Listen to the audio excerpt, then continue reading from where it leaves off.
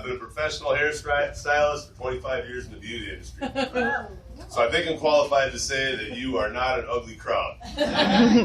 Except for maybe that guy. Now, I've never got tired of the stupid question of, can you guys hear me? Why did I decide to become a hairstylist?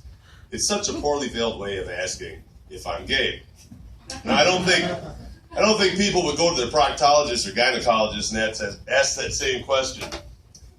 And I've never gotten the connection between doing hair and sexual orientation.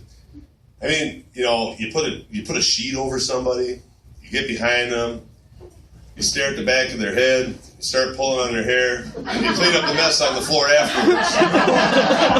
All right. Maybe there's something there. And ironically, it's always the chicks that have the balls to ask that question. Guys are usually courteous enough to leave the salon before they say, that guy's a fag. Now, I kind of get the gay thing for chicks. But guys, isn't it messy enough cleaning up after straight sex? Really? Now, when women challenge me and ask me about my job choice, instead of getting defensive, I lean back, I look in their eyes, and I say, you got some better ideas of how I can shampoo your hair? That usually changes the question. Now, when it comes to cutting hair, guys are easy. They'll use tangible jargon like block, blended, and tapered. Maybe even throw in a clipper length. Guys just want to get in and out. Like in most things.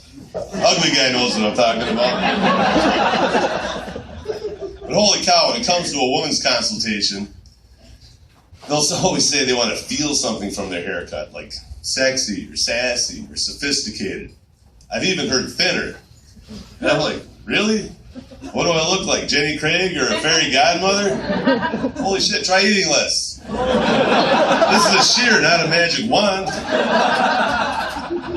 Then they'll come up with these delicate questions like, oh, you know, I'm starting to wrinkle on my forehead. Do you think I should try some bangs? And I'm like, well, no shit, unless you plan on doing Botox the rest of your life. But women can be fun, too. Like at the shampoo bowl. Sometimes I forget to put the cape on them.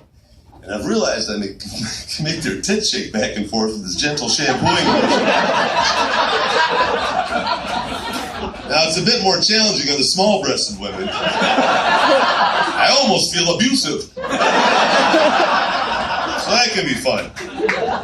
But what's really fun is when you get a homophobe in the lobby, sees me coming at him, and he starts panicking. He's like, hey, man, I'd rather wait for one of the ladies. And I'm like, what do you think I'm going to do, hold you down for some manscaping and whack off more than your hair? All right, thanks a lot.